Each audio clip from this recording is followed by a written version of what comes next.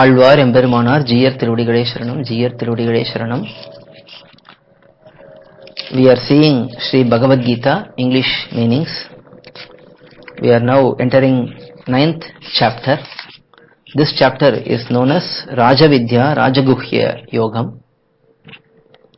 This chapter talks about Bhakti Yogam. In the second shlokam itself, Bhagavan highlights Bhakti Yogam to be Rajavidya, Rajaguhyam and so on, and hence this chapter is known as Rajavidya Rajaguhya Yogam. Emberamannar Sri Ramanuja has given beautiful Sanskritam commentary for Bhagavad Gita. It is known as Gita Bhashyam.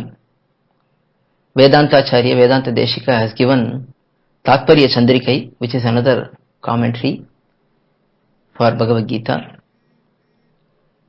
Puttur Sri U. Krishnaswamy Iyengar has given Tamil commentary based on these existing Sanskritam commentaries. A very elaborate Tamil commentary with all important references. As part of that commentary, he has also given word by word meanings of each shlokam. We are seeing the English translation of that word by word meanings in Tamil by Puttur Swami. First, let us see the connection between the previous chapters and this chapter. In the previous chapters, especially 7th and 8th chapters, Bhagavan explained his own greatness, the three different types of adhikaris, Aishwaryarthi, Kainkaryarthi, Kaivalyarthi, the ways of their worship, the fruits they attain, all of those were explained in the previous two chapters. Bhagavan looked at Arjuna, having explained Karma Yogam, Jnana Yogam, his own greatness and all of that.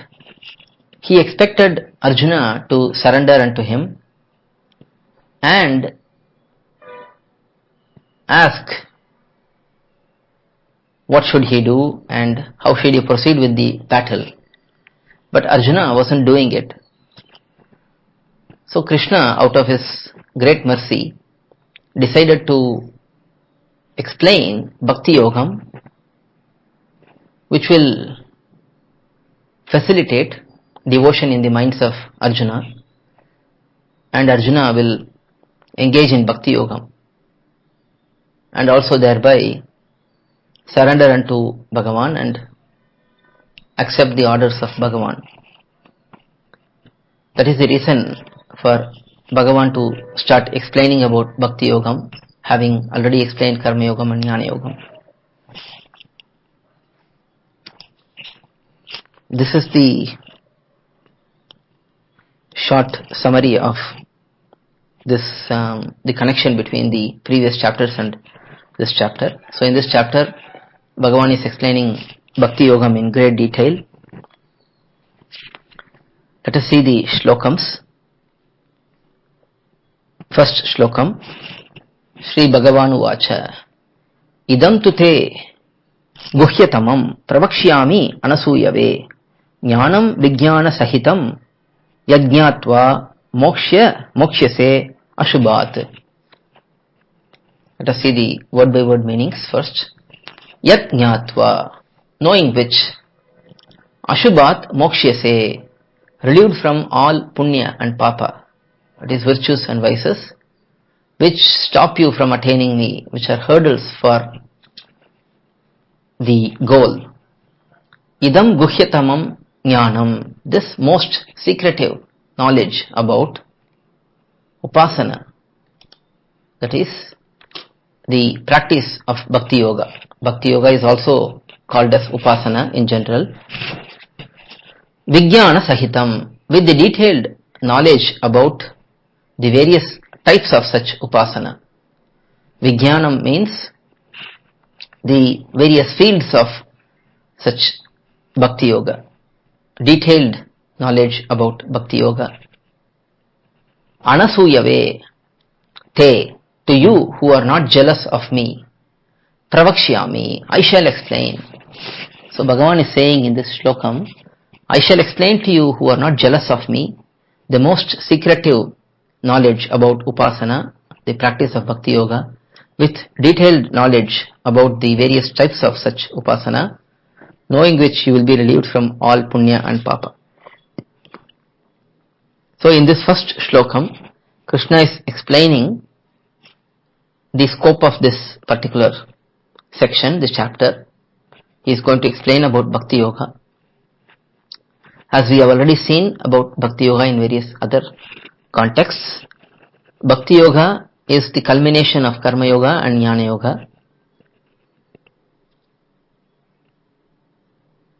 With the help of karma yoga and jnana yoga, one will engage in bhakti yoga. Bhakti yoga is the continuous love and devotion towards Bhagavan, just like an oil will fall without splitting, without spraying from one container to another container. Similarly, one's devotion towards Bhagavan should be in that mode of without any disturbance. And one will have knowledge about Bhagavan, and one will also engage in all the anushtanams, karma anushtanams. Such practice is called bhakti yoga. And this practice of bhakti yoga is going to be explained by Bhagavan in this chapter here.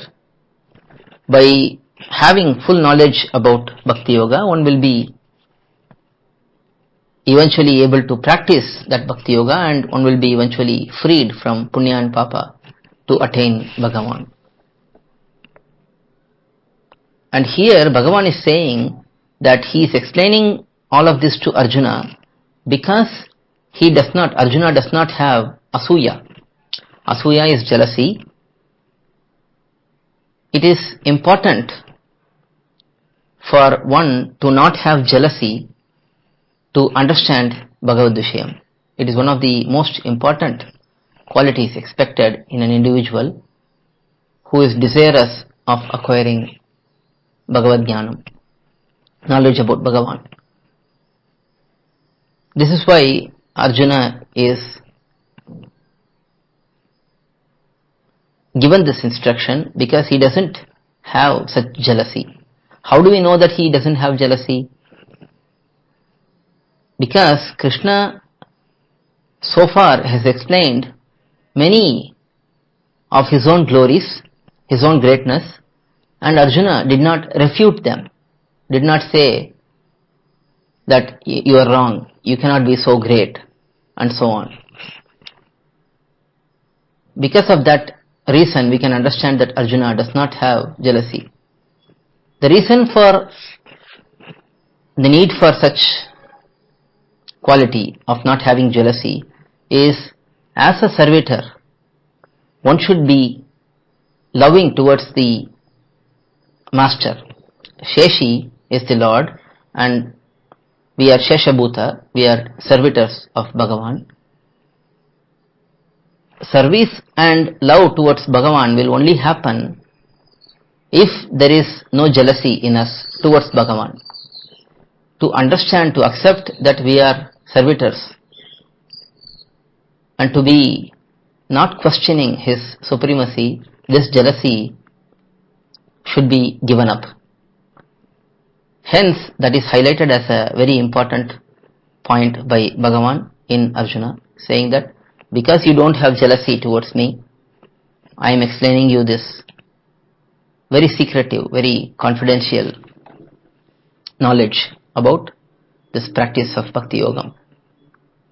That is first shlokam.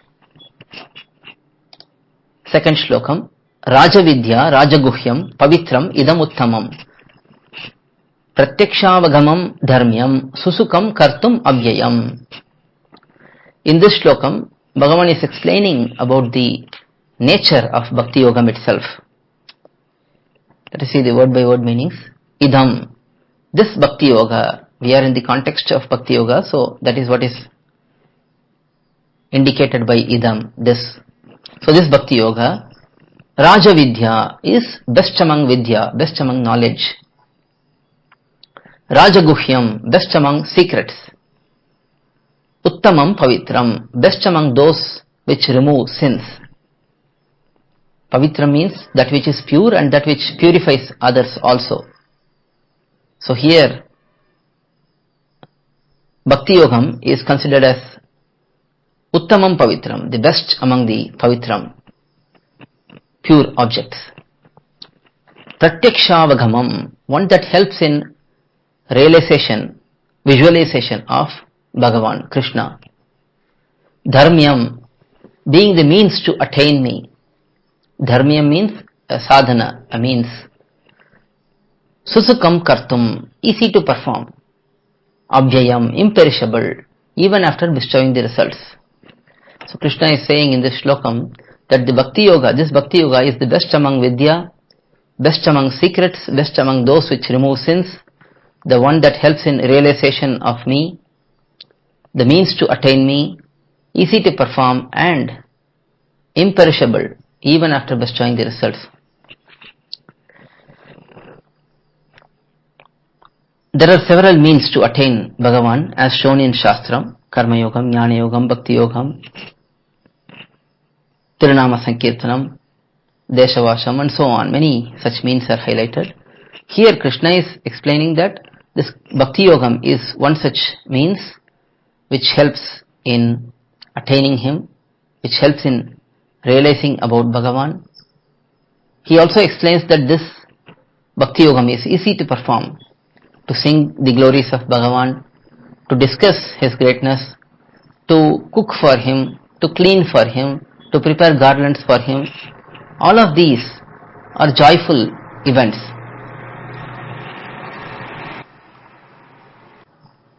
Joyful activities. They are very easy to perform. Anyone can perform. And this Bhakti Yoga is imperishable in the sense that even after bestowing results, one continues to have Bhakti. One's Bhakti keeps increasing. Hence, it is imperishable. It doesn't vanish after bestowing the results. So that is second shlokam. Now third shlokam. In this third shlokam, Krishna is explaining why even after knowing all of these about Bhakti Yogam, someone may not pursue Bhakti Yogam. And what happens for those who don't pursue Bhakti Yogam. Third shlokam. Ashraddhadanaha purusha dharmasyasya parantapa aprapya mam nivartante mrityu samsara vartmani. Parantapa, O tormentor of enemies.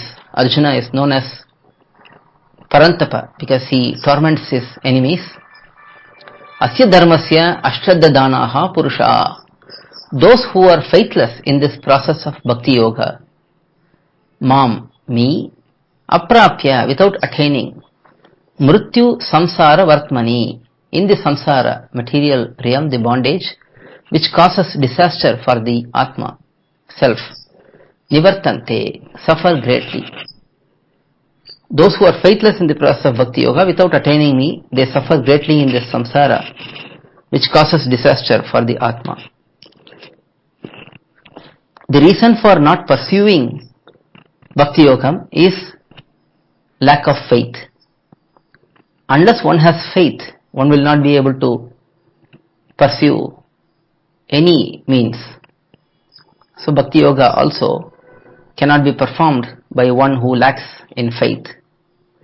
And such person who don't have the faith and who don't end up performing Bhakti Yoga will suffer greatly in this samsara, in this ocean of deluge, again and again taking birth, without realizing the true nature of the self, and thus undergoing disaster. Now here the disaster is the lack of understanding in Bhakti Yoga and the result thereof. Because one does not understand that one is a soul, Atma, one relates oneself as body, and one keeps engaging in bodily activities and continues to suffer in this material realm. All of this due to not pursuing Bhakti Yogam. That is third shlokam. We have to understand that every time Bhagavan is explaining a particular means, Karma Yogam, Jnana Yogam, Bhakti Yogam, he explains the greatness of each of that, because each individual has particular taste and choice, and to encourage every individual to progress in one way or the other, he is praising all these different paths, and he is encouraging the individual practitioners to pursue each of the paths which is desirable for them with full faith. Ultimately, he is going to say in the end of Gita, towards the end, that give up all of this and just surrender unto me, I will protect you. That is the ultimatum, the path of surrender. But until then, he explains the different paths and brings faith in each of those paths for the practitioners. With this, we will stop today. We will continue with the rest of the shlokams in the next session. Alvar Emberumanar Jiyar Tiruvadigalai Sharanam, Jiyar Tiruvadigalai Sharanam. To learn such valuable information about our Sri Vaishnava Sampradaya, please download KOYIL, KOYIL app from Google Play Store or Apple App Store. Our website is koyil.org, KOYIL.org.